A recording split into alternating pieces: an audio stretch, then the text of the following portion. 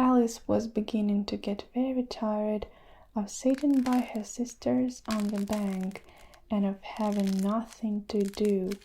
Once or twice she had peeped into the book her sisters was reading, but it had no pictures or conversation in it. And what is the use of a book, thought Alice, without pictures or conversations? So she was considerate in her own mind as well as she could, for the hot day made her feel very sleepy and stupid, whether the pleasure of making a daisy chain would be worth the trouble of getting up and picking the daisies, when suddenly a white rabbit with pink eyes ran close by her. There was nothing so very remarkable in that, nor did Alice think it so very much out of the way to hear the rabbit say to itself, oh dear, I shall be too late." When she thought it over afterwards, it occurred to her that she ought to have wondered at this, but at the time it all seemed quite natural. But then the rabbit actually took a watch out of his waistcoat pocket and looked at it, and then hurried on. Alice started to her feet, for it flashed across her mind that she had never before seen a rabbit with either a waistcoat pocket or a watch to take out of it, and burning with curiosity, she ran across the field after it, and was just in time to see it pop down a large rabbit hole under the hedge. In another moment, down went Alice, after it never once considering how in the world she was to get out again. The rabbit hole went straight on like a tunnel for some way, and then dipped suddenly down, so suddenly that Alice had not a moment to think about stopping herself before she found herself falling down that seemed to be a very deep well.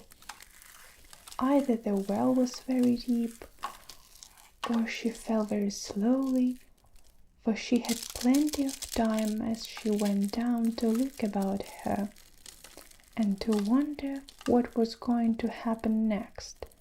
First, she tried to look down and make out that she was coming to, but it was too dark to see anything. Then she looked at the sides of the well and noticed that they were filled with cupboards and bookshelves. Here and there she saw maps and pictures hung upon bags. She took down a jar from one of the shelves as she passed. It was labeled orange marmalade, but to her great disappointment it was empty. She did not like the drop of the jar to fear of killing somebody underneath, so she managed to put it into one of the cupboards as she fell past it. Well, thought Alice to herself, after such a fall as this, I shall think nothing of tumbling downstairs. How brave they'll all think me at home. Why, I wouldn't say anything about it, even if I fell off the top of the house, which was very likely true. Down, down, down. Would the fall never come to end? I wonder how many miles I've fallen by this time, she said aloud. I must be getting somewhere near the center of the earth. Let me see. That would be 4,000 miles down, I think. For you see, Alice had learned several things of the sort in her lessons in the schoolroom, and though this was a very good opportunity for showing off her knowledge, as there was no one to listen to her, still it was good practice to say it over. Yes, that's about the right distance. but when I wonder what latitude or longitude I've got to, Alice had not the slightest idea what attitude was, or longitude either, but she thought they were nice grand words to say. Presently she began again. I wonder if I shall fall right through the earth. How funny it'll seem to come out among the people that walk with their heads downstairs. The antipathies, I think. She was rather glad there was no one listening this time, as it didn't sound at all the right word. But I shall have to ask them the name of the country is, you know. Please, ma'am, is this New Zealand or Australia? And she tried to curtsy as she spoke. Fancy curtsying as you're falling through the air. Do you think you could manage it? And what an ignorant little girl! She'll thank me for asking. No, it'll never do ask. Perhaps I shall see it written up somewhere. Down, down, down. There was nothing else to do, so Alice soon began talking again. Dinah, I'll miss me very much tonight. I should think. Dinah was the cat. I hope they'll remember her saucer of milk at tea time. Dinah, my dear, I wish you were down here with me. There are so mice in the air. I'm afraid, but you might cut a bat, and that's very like a mouse, you know. But do cats eat bats, I wonder? And here Alice began to get rather sleepy, and went on saying to herself in a dreamy sort of way, do cats eat bats? Do cats eat bats? And sometimes do bats eat cats? For you see, as she couldn't answer either question, it didn't much matter which way she put in. She felt that she was dozing off and had just begun to dream that she was walking hand in hand with Dinah, and was saying to her very earnestly, Now, Dinah, tell me the truth. Did you ever eat a bat? When suddenly, thump, thump, down she came upon a heap of sticks and dry leaves, and the fall was over. Alice was not a bit hurt, and she jumped up onto her feet in a moment. She looked up, but it was a dog overhead. Before her was another long passage, and the white rabbit was still in sight, hurrying down it. There was not a moment to be lost. Away went Alice like the wind, and were just in time to hear it say, as it turned a corner, "Oh, my ears and wickles, how late it's getting!"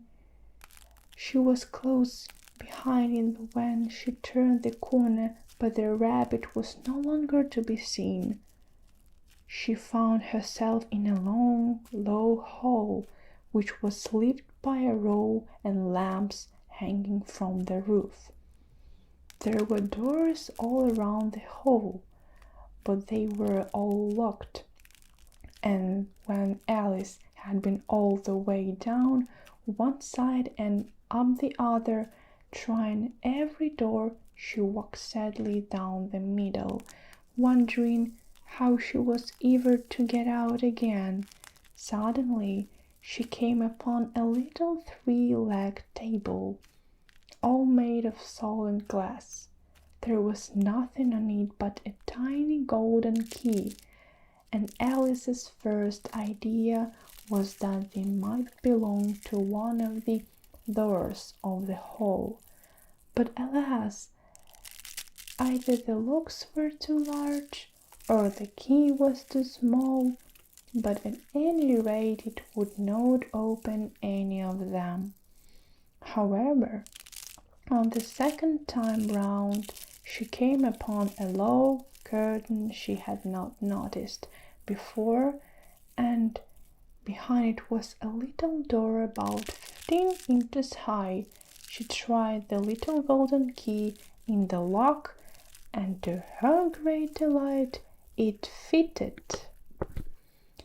Alice opened the door and found that it led into a small passage, not much larger than a rat hole.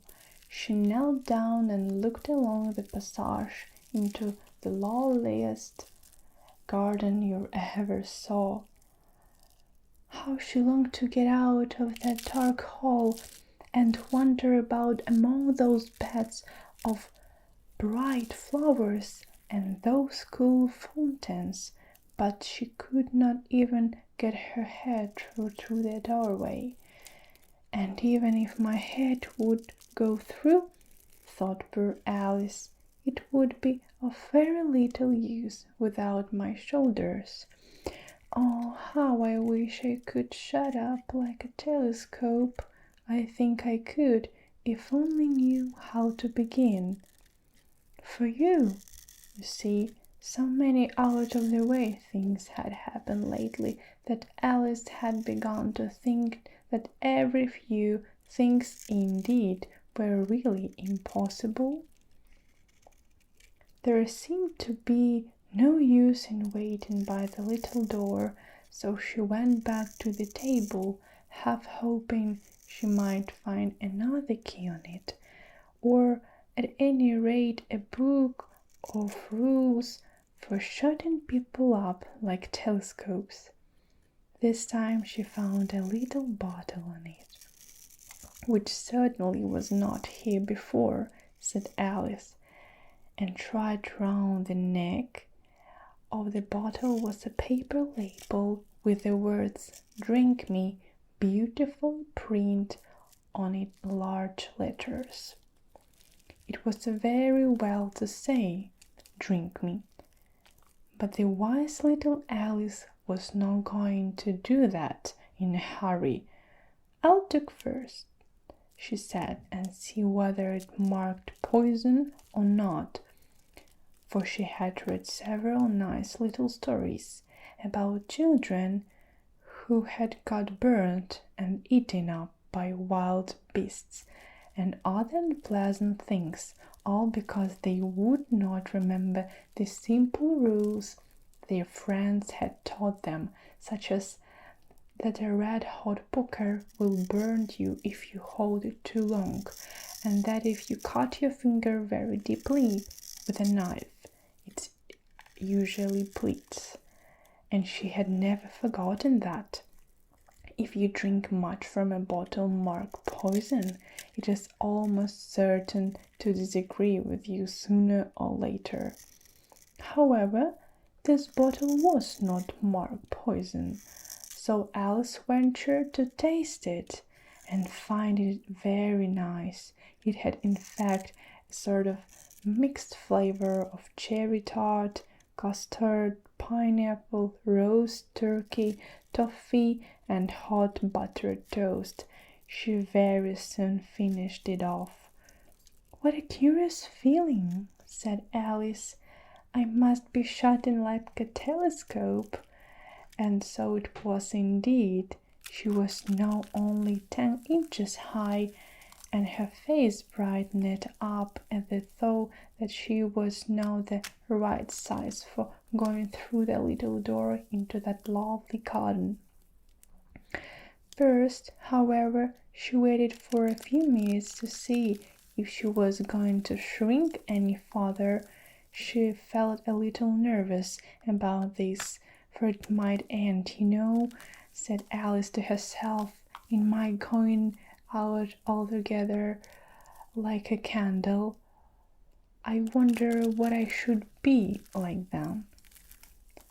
And she tried to fancy what the flame of a candle looks like after the candle is blown out, for she could not remember even haven't seen such a thing.